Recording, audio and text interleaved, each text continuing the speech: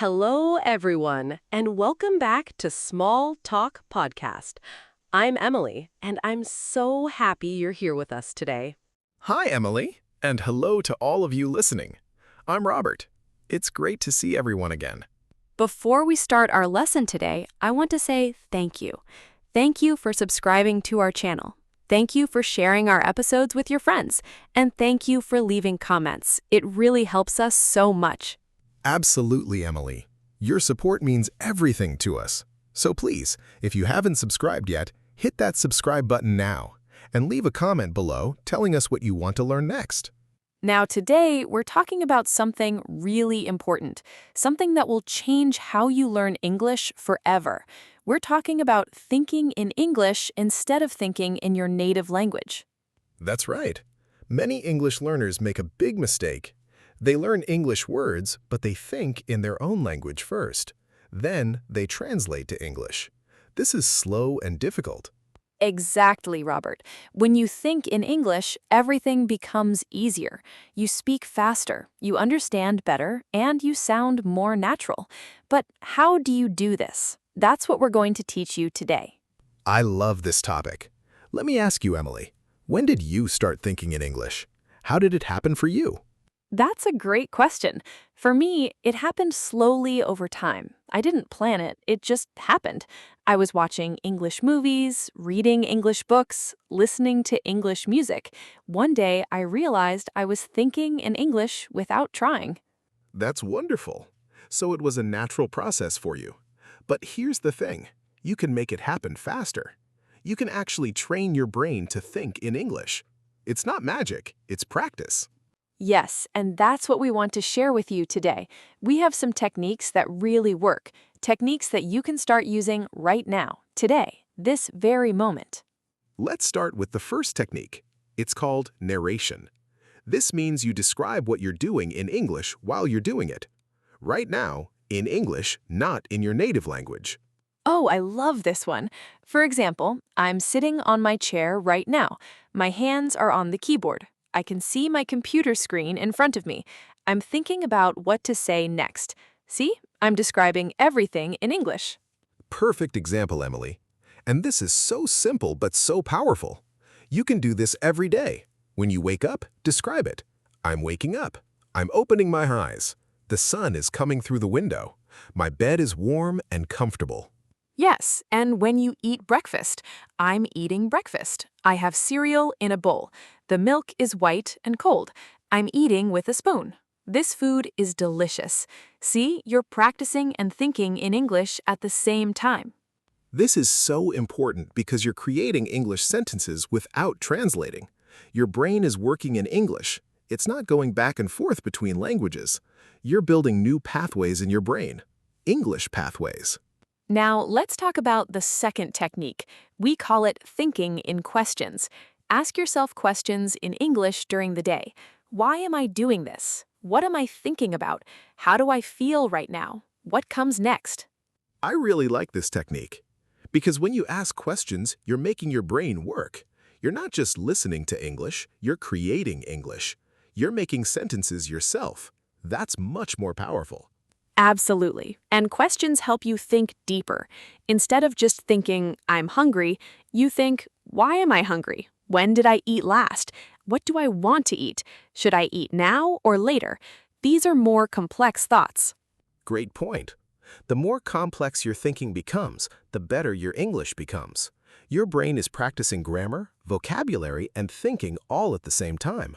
It's like 3 lessons in one. Now, the fourth technique is called mental conversations. Have conversations in your head. Talk to yourself in English. Imagine someone is asking you questions. What's your name? Where are you from? What do you like to do? Then answer yourself.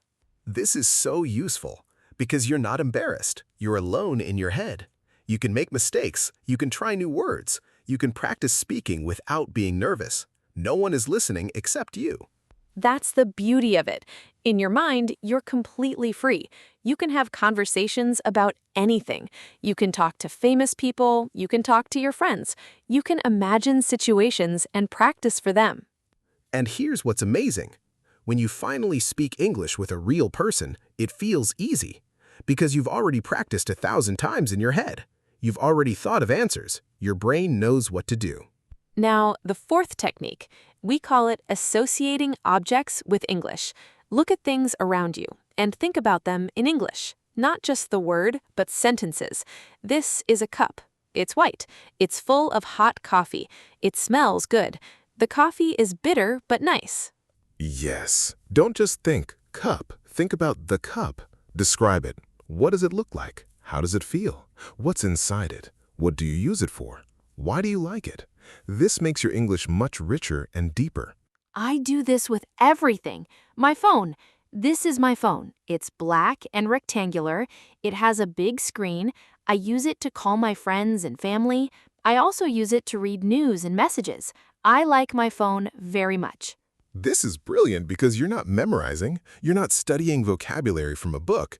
You're using English naturally. You're connecting words with real things you see every day. Your brain remembers this much better. The fifth technique is thinking about your emotions in English. What do you feel? I'm happy. I'm excited. I'm a little nervous. I'm curious about this topic. I feel interested. I feel motivated. I feel proud of my progress. This is so important because emotions are deeply connected to learning. When you think about your feelings in English, you're connecting English to real emotions, real experiences. This makes the language stick in your brain forever. You can also think about why you feel that way. Why am I happy? Because I'm learning English. Because I'm making progress. Because I'm talking with Robert today. Because people are listening to me. See? You're making sentences and thinking deeply. And there's another benefit. When you think about emotions in English, you understand yourself better. You understand your feelings better. Language is not just about words. It's about expressing who you are, what you think, how you feel. Let me tell you about the sixth technique now. It's called making plans in English. Think about your plans for today, this week, this month, and think about them in English. Today, I will have lunch at 1 o'clock. Then I will work. Then I will go home. I like this one because it's practical. You're not learning English for no reason. You're using it to plan your real life. And planning involves thinking about the future, using will, using going to, using other grammar naturally. Exactly. And when you use your plans, you check if you did them. Did I have lunch at 1 o'clock? Yes, I did. Did I finish work on time? No, I didn't finish on time. The work took longer. I'm going to sleep at 11 o'clock tonight. This is wonderful practice. Now here's something very important. When you first start thinking in English, it's slow. Your brain feels tired. It's working hard. You might think, this is difficult. I can't do this. But that's normal. That's good, actually. It means your brain is working. It's building new connections. I want to be honest with everyone. The first week is hard. Maybe the first 2 weeks. You'll feel slow. You might forget words. You might not be able to finish your thoughts. But don't give up. Keep going. It gets easier every single day. After 2 weeks, something amazing happens. You start feeling a little faster. After 1 month, it becomes much easier. After 3 months, thinking in English starts feeling natural. After 6 months, it becomes your default. You don't even think about it anymore. And here's a secret. You don't have to be perfect. Your English doesn't have to be perfect when you're thinking in your head. You can make mistakes. You can use simple words. You can use the same sentence structure over and over. That's totally fine. It's practice. The goal is not perfection. The goal is to use English as a tool for thinking, as a tool for experiencing your life. Once you do that, perfection comes naturally. Your brain learns automatically. You don't have to force it. Let me give you one more technique. It's called reviewing your day in English. Every night before you sleep, think about your day in English. What did I do today? I woke up at 7 a.m. I had breakfast. I went to work. I had meetings. I had lunch with a friend. This is perfect because you're reviewing everything in the past tense. You're practicing grammar, you're practicing vocabulary, and you're thinking about real things that happened in your real life. It's practice and reflection at the same time. And you can go deeper. What did I enjoy today? I enjoyed my lunch because the food was delicious and my friend was funny. What was difficult? The meetings were long and I felt tired. What did I learn? I learned some new vocabulary. I learned how to think better in English. I'm proud of that. Emily, let me ask you something. How much time should people spend on this? Should they do all these techniques every single day? That's a good question. Honestly, you don't need much time. You can do narration while you're getting ready for work. That's 10 minutes. You can have mental conversations while you're commuting. That's 30 minutes. You can review your day while you're in bed. That's 10 minutes. So people don't have to add extra time to their day, they can just change how they think about what they're already doing. They're already waking up, they're already eating breakfast, they're already going to work. They just need to think about it in English instead of their native language. Exactly. And here's what's beautiful about this approach. It's free. There's no app to buy. There's no textbook to read. There's just you and your mind. Your mind is the most powerful learning tool you have, and it's always with you. I love that perspective. Your brain is incredible. It can learn languages, it can process information, it can make connections. You just need to give it the right practice, the right situations. And thinking in English provides exactly that. Now, I want to give you some practical tips. First tip, use simple vocabulary. Don't try to use complicated words when you're thinking. Use words you already know. I'm drinking water. I'm sitting down. I'm feeling happy. That's enough. That's perfect. Second tip, don't translate. If you can't think of a word, describe it in another way. You want to say the Spanish word for something. Don't do that. Instead, describe what it is. It's a white animal, it has 4 legs, it eats grass, it gives us milk. See? You're still thinking in English. Third tip, be consistent. Try to think in English every day, even if it's just for 30 minutes. Consistency is more important than intensity. Thinking in English for 30 minutes every day is better than thinking for 3 hours one day a week. Fourth tip, don't be afraid of mistakes. Mistakes are learning. When you make a mistake in your head, you learn what's wrong. Next time, you'll try to do it correctly. Mistakes are gifts. Thank them. They're helping you improve. Fifth tip, mix languages if you need to. If you're thinking in English but forget a word, you can use your native language for just that one word, then keep going in English. That's totally acceptable. Don't let one missing word stop your thinking. And sixth tip, celebrate small victories. When you successfully think a complete sentence in English, that's a victory. When you have a full conversation in your head, that's a victory. When you describe your feelings accurately, that's a victory.